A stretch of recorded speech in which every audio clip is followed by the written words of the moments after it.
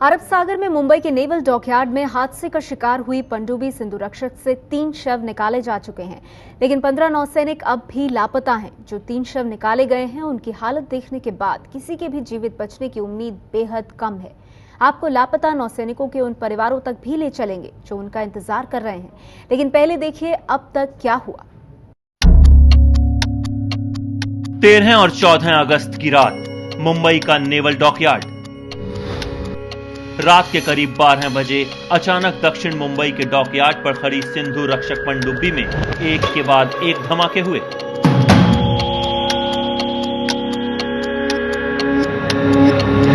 और समंदर में सुरक्षा का यह कवच खुद हादसे का शिकार हो गया। हादसे के वक्त पनडुब्बी में नौसेना के 3 अफसर और 15 नौसैनिक मौजूद थे। हादसा इतना भयानक था कि 3 दिन की लगातार कोशिशों के बावजूद शुक्रवार तक सिर्फ 3 शव ही निकाले जा सके हैं, लेकिन बाकी का कोई पता नहीं। नौसेना का बचाव दल भी अब नाउम्मीद हो चला है। सबमरीन के अंदर जाने के लिए दिक्कत हो रही है, पानी मडी वाटर, उसके अलावा जो मेल्टेड हैचेस है, लैडर्स टूटी हुई है। डाइवर्स जाने का प्रयास कर रहे हैं। डाइवर्स अंदर अब पहले कंपार्टमेंट में जा चुके हैं और वहां उनको 3 बॉडीज मिली हुई है, जिनको हमने INS अश्विनी पहुंचा दिया गया है, जो नेवी का हॉस्पिटल है। और वहां पर जैसे कि उनका आइडेंटिफिकेशन करना बहुत मुश्किल है, इसलिए उनकी DNA आइडेंटिफिकेशन की जाएगी और उसके बाद पता किया जाएगा कि वो बॉडीज किसकी है। सेना के मुताबिक पनडुब्बी के अंदर के कंपार्टमेंट के दरवाजे जाम हो चुके थे, अंदर जाने वाली सीढ़ियां टूटी हुई थीं और पूरी पनडुब्बी में तेल और मिट्टी मिला हुआ पानी भरा हुआ था। इसकी वजह से सबसे तेज रोशनी वाले वाटर लैंप से भी कुछ दिखाई नहीं दे रहा था। मुंबई के समुद्र तट पर हादसे के वक्त की तस्वीरें भी बताती हैं कि बचाव का काम कितना मुश्किल है। सेना के मुताबिक पनडुब्बी के भीतर पनडुब्बी का स्टील पिघलने की वजह से सिर्फ एक बचाव कर्मी ही एक बार में पनडुब्बी के भीतर जा पा रहा है। हादसे के 36 घंटे बाद ही बचाव कर्मी दूसरे कंपार्टमेंट में पहुंच पाए, जहां उन्हें 3 शव मिले। सेना ने यह भी माना है कि पनडुब्बी के अगले भाग में धमाकों से इतनी गर्मी पैदा हुई कि पनडुब्बी के भीतर स्टील भी पिघल गया। उस गर्मी से इंसानी जिस्म भी राख में बदल गए होंगे। ऐसे में सभी शवों का मिलना भी मुश्किल है। हालांकि हम पनडुब्बी के हर इंच तक तलाश तब तक करेंगे जब तक सभी शव नहीं मिल जाते या फिर उनके मिलने की संभावना खत्म नहीं हो जाती। सेना ने हादसे का शिकार हुई पनडुब्बी पर तैनात सभी नौसैनिकों और अफसरों के परिवारों से संपर्क किया है और उन्हें लगातार जानकारी दी जा रही है। सिंधु रक्षक पनडुब्बी के साथ ही कई परिवारों की उम्मीदें डूबने लगी हैं। कानपुर के रहने वाले लेफ्टिनेंट कमांडर आलोक साहू उन 3 अफसरों में शामिल थे जो हादसे के वक्त पनडुब्बी में अपनी ड्यूटी निभा रहे थे।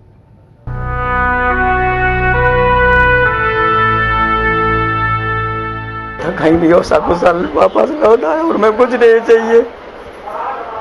बहुत अच्छा लड़का था, जब भी कानपुर आता था तो हमारे पास जरूर जाता था। उसका दोस्त वहाँ रहता था और मेरे पास जरूर जाता था। मौसा जी ऐसा वैसा हर चीज बताता था। हम लोग बहुत गर्व था कि मेरे परिवार में ऐसा लड़का बार बार सबको दे भगवान।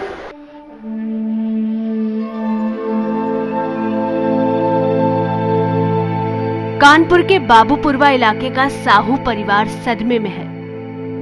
कभी उम्मीद बंधती है तो कभी बिखर जाती है। आंखों में आंसू भी हैं और इंतजार भी। इस परिवार का लाडला आलोक नौसेना में लेफ्टिनेंट कमांडर के पद पर है और चंद दिनों पहले अपने परिवार से वादा करके गया था कि नवरात्रि पर लौट कर आएगा। चला फिर अब 1 महीने बाद आएंगे, नवरात्रि में आएंगे, तब सब रह जाएंगे। बात फिलहाल परिवार उनकी इन निशानियों को सीने से लगाए बैठा और दुआ कर रहा है कि आलोक सकुशल वापस आ जाएं। वो मिलनसार था, हर जगह जाता था। स्वभाव कैसा रहता था उनका? स्वभाव बहुत सरल और हेल्पिंग नेचर का था। लोगों की मदद करना, लोगों की मुसीबत से सलाह देना कि इस तरह करो, परिवार को जोड़ के चलने वाला होना। आलोक के पिता रेलवे से रिटायर्ड हैं और बड़े बेटे दीप और बहू के साथ रहते हैं और आलोक अपनी पत्नी डिम्पल के साथ मुंबई में रहते थे। डिम्पल ने ही परिवार वालों को फोन पर खबर दी कि सिंधु रक्षक हादसे के वक्त आलोक भी पनडुब्बी में ही मौजूद थे। खबर मिलते ही परिवार के सदस्य मुंबई जा चुके हैं और कानपुर के इस घर में रिश्तेदार आलोक की खैर खबर का इंतजार कर रहे हैं। एक नहीं 18 नौसैनिकों और अफसरों के परिवारों को नहीं पता कि उनके अपनों के साथ 13-14 अगस्त की रात क्या हुआ, लेकिन अमृतसर के नौसैनिक अतुल शर्मा के परिवार का दर्द और बढ़ गया है। 16 अगस्त को अतुल शर्मा का जन्मदिन भी था।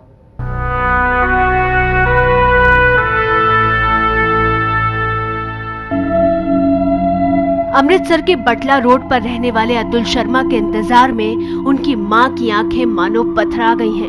ये नम आंखें बस अपने कलेजे के टुकड़े की तस्वीर थामे किसी अच्छी खबर के इंतजार में है। सिंधु रक्षक हादसे के वक्त अतुल पनडुब्बी में ही मौजूद थे और सेना ने परिवार को हादसे की खबर भी दे दी है, लेकिन जन्मदिन पर बेटे का इंतजार कर रही मां का दिल कुछ भी मानने को तैयार नहीं है।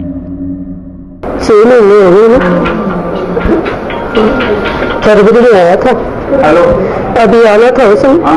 आज उसका जन्मदिन में मंगलवार हुआ था ना, अभी शायद दूसरे दिन लगा पता।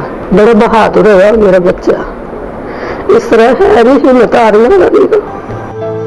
3 भाई बहनों में सबसे बड़ा अतुल 6 महीने पहले छुट्टी पर आया था और कहकर गया था कि लौट कर बड़ा घर बनवाऊंगा। अब आया था तो कहता था मैं अपना घर बनाऊंगा, बहुत बड़ा घर बनाऊंगा, अब कुछ बन के दिखाऊंगा। भगवान ने मेरी सुन ली है और आज मन और भी खराब हो रहा है जब उसका पता चल रहा है कि आज उसका बर्थडे है। बड़ी धूमधाम से बर्थडे मनाता था अपना। लेकिन अतुल अपने जन्मदिन पर नहीं लौट पाए हैं। जन्मदिन की खुशियों की जगह उदासी और बेबसी भरे इंतजार ने ले ली है। मुंबई के समुद्र तट पर सिंधु रक्षक हादसे के वक्त पनडुब्बी में मौजूद नौसैनिकों के परिवार देश के कोने कोने में अपनों के लौटने का इंतजार कर रहे हैं। विशाखापट्टनम के नौसैनिक राजेश टूटिका का परिवार भी सदमे में है। राजेश का 10 साल बाद हाल ही में विशाखापट्टनम से मुंबई तबादला हुआ था।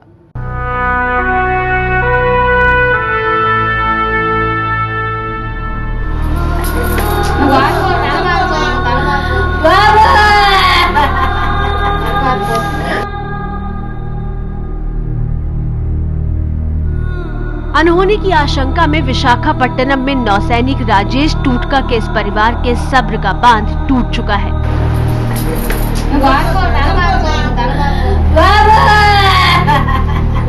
मां उस पल को कोस रही है जब 10 बरस तक विशाखापट्टनम में तैनात नौसैनिक राजेश टूटका के मुंबई ट्रांसफर का ऑर्डर आया था और वो अपने परिवार के साथ मुंबई चले गए थे।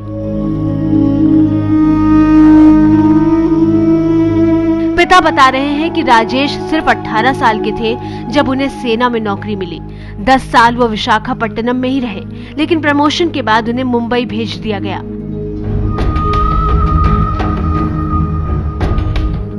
सिंधु रक्षक हादसे के 2 महीने पहले राजेश ने बताया था कि उनकी सिंधु रक्षक पनडुब्बी पर 25 दिन की ड्यूटी लगी है और ऐसे में वो अपनी पत्नी को उनके मायके हैदराबाद भेज रहे हैं। हादसे के वक्त राजेश मुंबई में अकेले थे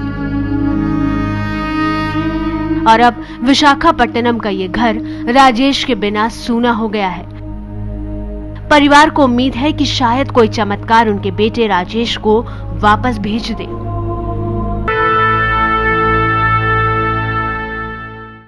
पश्चिम बंगाल के दुर्गापुर के मलय हल्दर मुंबई में हादसे का शिकार हुई सिंधु रक्षक पनडुब्बी में बतौर क्रू मेंबर तैनात थे। उनका परिवार हादसे की खबर मिलने के बाद मुंबई पहुंच चुका है, लेकिन मलय हल्दर की कोई खबर नहीं मिली है।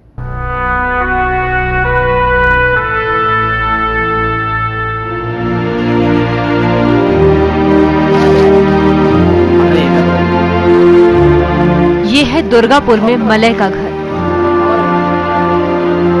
महज 21 साल के मलय हल्दर के दोस्त और रिश्तेदार इस वक्त उनके घर पर ही मलय हल्दर का हाल जानने को बेताब हैं। लेकिन मलय के बचपन के दोस्त बताते हैं कि सिंधु रक्षक पनडुब्बी हादसे के बाद परिवार की उम्मीद टूट चुकी है।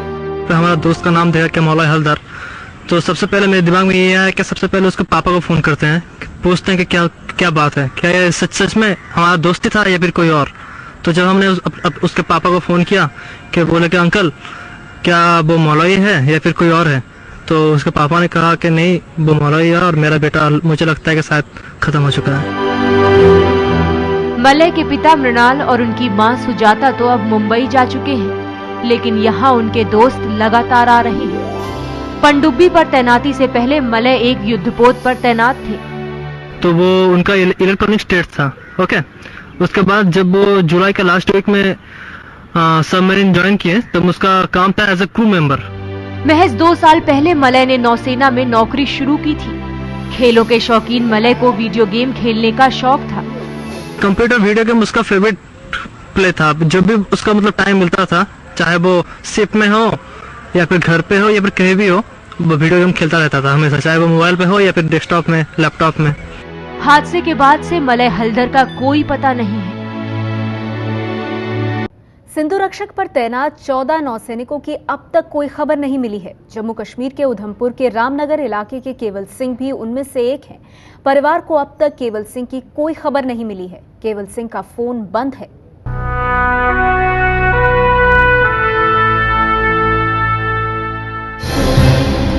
देश का रक्षा कवच कही जाने वाली ये सिंधु रक्षक पनडुब्बी 13 और 14 अगस्त की रात हादसे का शिकार हुई थी।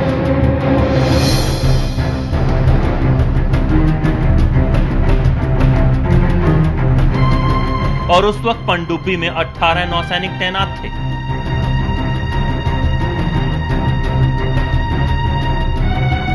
उनमें से एक इस परिवार से भी था।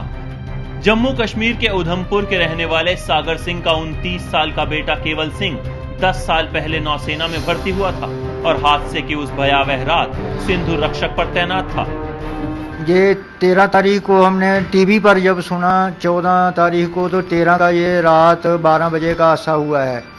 तो हमने 14 को जब टीवी पर जब देखा, न्यूज़ आ रहे थे, तो ये रात 13 भी हो गई, 14 भी हो गई, आज 15 अगस्त हो रहा है। हमें आज दिन तक अभी हम भटक रहे हैं। हमें कोई भी ऐसा कोई भी मैसेज नहीं किसी से भी मिल रहा है कि हमारा बेटा कहाँ है, कहाँ मिलेगा, है या नहीं है। ट्यूसडे की शाम को उसने फ़ोन किया था शाम को, तो उस वक्त वही बात हुई है उसके साथ हमारी। ट्यूसडे को शाम को किया था उसने फ़ोन। तो फिर बाद में हमें थ्रू मीडिया ही पता चला, न्यूज़ पर ही कोई इस तरह से है। लेकिन यही था कि मेरे को पता था क्योंकि उसकी सबमरीन का नाम था, तो इसलिए मैंने जब न्यूज़ देखी सुबह मॉर्निंग में तब पता चला हमें। परिवार अपने लाडले की खैर खबर सुनने को बेताब है, लेकिन न तो उसका फोन मिल रहा है और न ही उसकी खबर। केवल सिंह की एक 7 महीने की बच्ची है। उसकी एक छोटी बच्ची है, उसकी उम्र है कोई 7 मंथ इस वक्त। तो उसकी बीबी भी वो बेचारी ऐसे ही है, हम भी सारे घर में ऐसे हैं।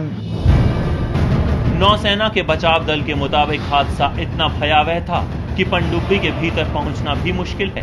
ऐसे में इस परिवार को अपने केवल की फिक्र सता रही है।